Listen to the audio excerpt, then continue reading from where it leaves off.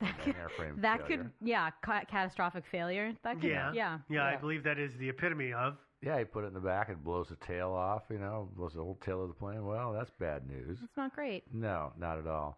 So, but as far as their airframe failure, nobody's ever put that forward. I just thought I'd throw that in just for Well, for the heck of actually, it. I saw some hinting at it that was kind of cleared up because one of the wings was taken off. But isn't that the one that hit a lamppost on That on is the still landing? there? Yeah. Well, that was the weird thing when I was doing the reading is that and the wing hit this lamppost and it sheared and the wing broke off and they're like, if that happened, the lamppost would have been destroyed as well. Yeah. And the lamppost is still there. Again, this is one of those things with the reporting on this story that's weird. The reports at the time said the lamppost is still there, or somebody today The investigators, went out there. the investigators, people who had gotten the Okay. original investigation. I were was like, going to say, well, Steve, they just put a new one back up. that's what I was what is your wondering about, deal? too. But no, that was the thing, is that I'm pretty sure it was people in the area at the time who got the report. Like, that doesn't make any sense because I'm looking at it, and it shouldn't have been here anymore. It just depends on how stoutly that thing is made Yeah. and how well anchored it was. It also depends on the efficiency of municipal services. They might have been right out there, Johnny on the spot with a spare, and put it up that day. That's true. I doubt that. It is Italy. I I mean, know. But I mean, that's always possible. I know they have spares. Okay, so I'll let that go. Yeah, airframe failure, probably not. Probably Unless not. there was a bomb. Not in and of itself, unless there was sabotage. And I don't know how easy it is, like, to do subtle sabotage of a C-47. Like, can you sneak inside and sort of loosen all the bolts to one wing? I don't know. I mean, probably not. I don't think that's the case. They No. probably don't make it easy to do No. something like that.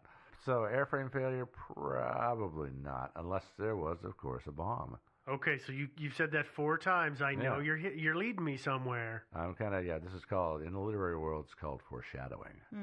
Didn't he say that last week? He did. Okay. Did I? Okay. Okay, so that last week was foreshadowing. All right, let's move on to some of our juicier theories. And this is probably the most popular one that's out there, which is the Mossad did it. Who are the Mossad? That's Israeli intelligence. Oh, yeah. Yeah. And the Mossad actually has a reputation as being a very effective bunch. Oh yeah. Yeah. Did either of you read through the list of things that they are credited with doing? Oh yeah. Holy freaking crap! I know. They're really good at what they do. They are really It's good. scary. They are. Yeah, they're totally good. And Israel kind of lives in a rough neighborhood, so they have to be good at what they do. And they are good at what they do.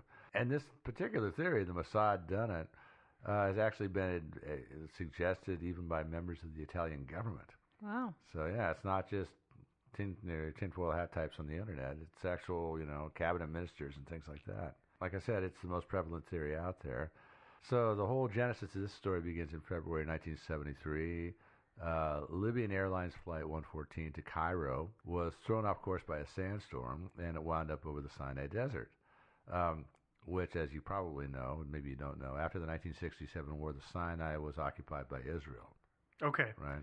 I'm going to ask you a whole bunch of questions, so if you can preempt those, because that area is very hard for me to keep straight because there are so many players and so many moving borders. Mm-hmm.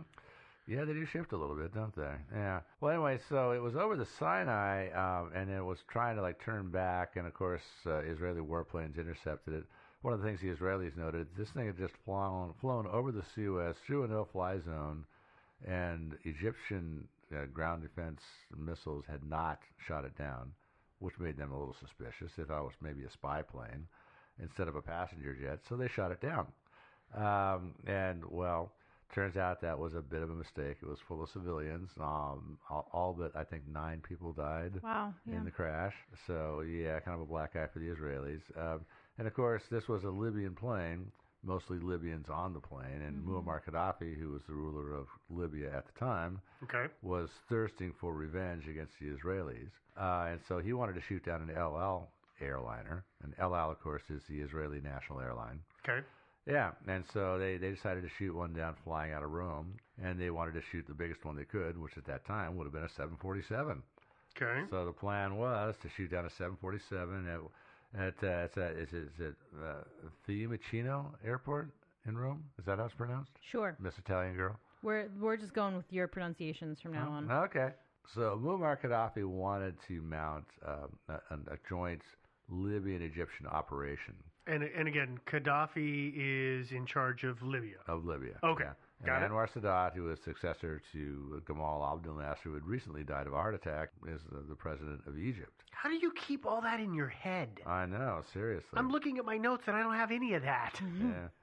I've been sort of studying this stuff for a while. Okay, so Yeah. we've got Gaddafi. Gaddafi, Sadat, and Sadat wants to sort of pacify Gaddafi, so he cooperated with him on this. He could see it was very important to him, and so since Egypt was supplied with Soviet weaponry, they just happened to have a few extra Soviet SA-7 Strela anti-aircraft missiles laying around. That's surface-to-air missiles, right? Yeah, exactly. Okay. Yeah, kind of like our Stinger missiles. Mhm. Yeah, and so the Egyptians agreed to help out the operation by supplying them with 2 of these missiles, which they smuggled into Rome, and they were smuggled in there by a guy named Ashraf Marwan.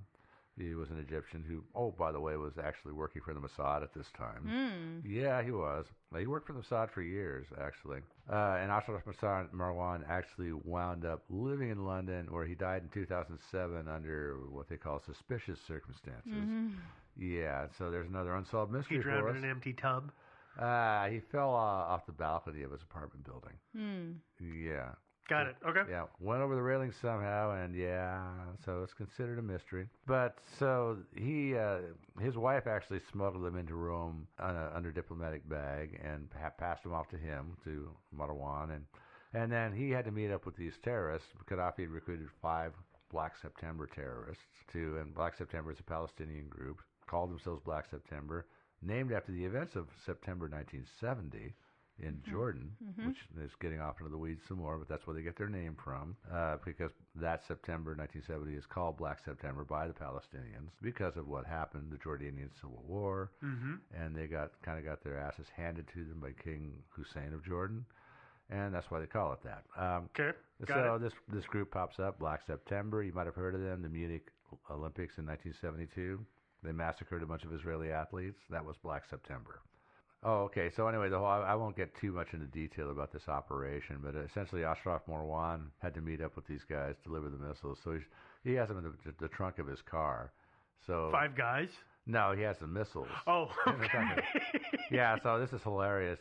So they're going to rendezvous at this shoe store in Rome, and so they meet up. The Black September guy walks up to him, gives him the password, the secret code word, and all that stuff, and then he says, "Okay, well, I've got the gear that you guys need, so we're just gonna get it into your car, and you guys can take it back to your place and get ready for the operation." And then the Black September guy says, "What? Well, we walked here, and we don't have a car."